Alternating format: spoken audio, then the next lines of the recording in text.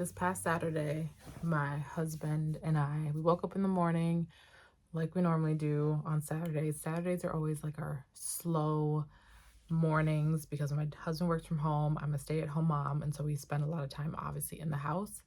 And so Saturdays are kind of like our mornings to just kind of move slowly, enjoy each other's company, just take things slow. And so that's what we did this past Saturday. I knew that we had some plans with our really good friends who were in town, and I was already starting to feel when you plan something and you're like super excited for it, but then when the time actually comes, you're looking at all the laundry list of things that you have to do as well throughout the day, and you're like, oh, okay, hanging out with someone right now, I know that's going to fill up my cup. I know that's going to give me life and whatnot. And I have all these other things to do on my to-do list. So like, what am I going to do in that time? And it's waiting for that text message for the other person to cancel so you can be like, perfect, I can lay back in my bed and I can relax and get the things done that I need to get done.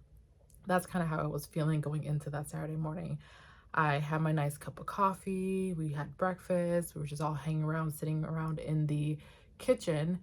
And then my husband goes, you know what? I want to refill up the sandbox. I'm like, okay, cool. What do I got to do with that?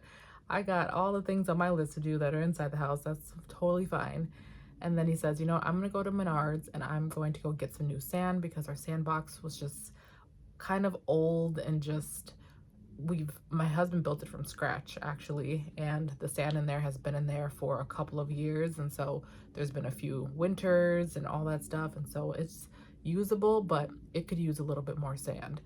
And he was like, I'm gonna go to Menards and I'm gonna get some more sand, and he's like, and I'm gonna take my oldest son with us. And I was like, okay, cool. There's a little piece of me that I was like, okay, I can handle that.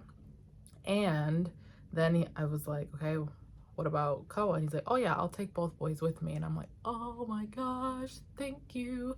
And again, I love spending time with my kids. I love being around them. And sometimes mom just needs a little bit of just quietness, solitude. It's the summertime. We're getting towards the end of the summer. And my oldest right now, he was very adamant. He's, aside from putting him in soccer this summer, he's done 2 different soccer camps and whatnot. He loves soccer. So that's usually not an argument, but like getting him into any type of summer camps and whatnot, that was totally off the table. He's like, Mom, I just want to spend time with you, which it's like, oh, pierced my heart. Like, how can I say no to that? Because I know eventually there's going to come a point in time when that is no longer the case. He doesn't want to spend as much time with me, and it's going to be the complete opposite. And he's going to want to spend more time with his friends than he wants to spend with me. And so I was like, all right, cool. It's going to be me and you this summer. We're going to lock in and we're going to have fun. We're going to do all the different things, which kind of reminds me when, before he got into school, I actually was doing a little bit of homeschooling with him for about a year when I went back to work. Then I realized how much I actually did not want to work and pay for childcare, which there's no shade to anybody else who does that, but I knew that that was just not for me. And so we took him out of preschool or daycare or whatnot, and then I homeschooled him until he went to actual school. And so this summer has kind of been a little bit like that, but of course, summertime, so we weren't really focused on learning. It was just us spending more time together. And so I've been quite exhausted. I'm not even going to lie, just in the sense of usually when my youngest goes down for his naps during the school year, that's when I have my chance to kind of come up for air a little bit and just hear my own thoughts, get some things completed, do whatever it is that I need to do or that's on my to-do list for that day that doesn't involve also taking care of a child, right? And so this summer, it's been like once my youngest goes down to bed, I'm still in mommy mode, which is totally fine. And he's older, so it's a little bit easier to be able to give him some things to do while I still am working on things. However, my mind is still thinking about, okay, what does he need? Does he need lunch? Does he need this? I'm still anticipating his need, which there's still that mental load attached to that as well. And so when my husband had said that he was going to take both kids, I was like, huh, okay. I get that little bit of that relief again. And the moment the door closed and I just looked around, I'm like, oh my God, it's quiet in here. I also looked around and noticed that we had dishes from breakfast. There was the living room was all torn up because the kids we're playing in there. Naturally, there should be toys and monster trucks and all the things. My youngest is really in love with marbles right now, so we have like these little marble wheel things, and so there's marbles everywhere on the floor, which if you've ever stepped on a marble right in between the middle of your toe, oh my God, it's so painful. That and like monster trucks, it's just a whole nother thing. And so I'm like, okay, there's so many things that I have to get done right now. And on top of that, I know that we're meeting up with some friends later. And so I want to be able to organize the house, just get things nice, reset, and just fresh. So then that way when we come back, and believe it or not, I'm actually an introvert. And so I really gain energy from being by myself, and it takes a lot of energy out of me when I'm around other people, even though I love to be around people. So I'm whatever those double people are who just are introverted extroverts. And so I'm like, okay, in my mind, I'm thinking if I get everything organized and clean, when I come home, I won't be as stressed out and feeling like I need to like clean everything else right now. And so they're gone, I can just do that. Oh, and I also am like, I need a shower. I need to do this, I need to do that. And I just had this running list just instantly start piling up in my mind of all the things that I needed to do. And I'm like, okay, they're gonna be gone for maybe 30 minutes to an hour tops. How do I actually want to spend this time right now? And as I'm pacing back and forth from the living room to the kitchen and kind of picking up things here and there was this feeling in me that felt like, why am I trying to make myself be so productive right now? Nobody is telling me to do anything productive. And actually, right before my husband left, he's like, do something for you before you leave, which is kind of a really great thing to hear. And it's also like, you become kind of paralyzed and frozen a little bit when you're so used to taking care of everybody else. When someone tells you to take care of you, it's kind of like, where do I even start? This week, I have gotten into my ADHD hyperfixation mode, into storytelling and how Jesus told stories and all that different stuff. And I've just been in this rabbit hole of that. And so I got this book on the science of storytelling, which I've been really interested in reading. But during the day, it's like, when do I have time to just sit down and actually read? And then the Holy Spirit was like, just sit down and read. And I had a little bit of an internal battle of like, but I should shower, I should do this, I should get ready, I should get prepared, I should pack the bag before we go to the park and meet up with our friends. There was all these things that I felt like I needed to do. That's something that my therapist has worked with me on, of telling myself I should. Like should. Like whenever you feel like you should do something, you almost feel like you don't want to do it because there's like this pressure that's added to it. And so I was starting to feel that, and I realized that I was making and telling myself that I was not successful or doing what I'm supposed to be doing because I wasn't cleaning or doing something productive. There is this belief in my mind that I'm working on, that God is working on my heart with, is that just resting is productive as well. Jesus rested all the time. When he was pouring out to other people, he took moments alone and went out into solitude to pray. God rested when he created the heavens and the earth, the whole entire world. On the seventh day, he rested. And so biblically, it's important for us to rest.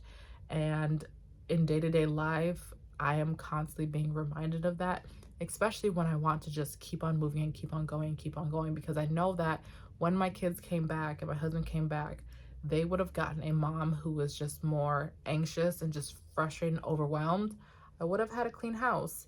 Yes, and I would have been a little bit just irritated with myself because I abandoned myself in a sense when it comes to just taking a moment for me and just to hear my own thoughts and to spend time with the Lord and to read the book that I have been wanting to read and desiring to read. And now I have the time to actually do that.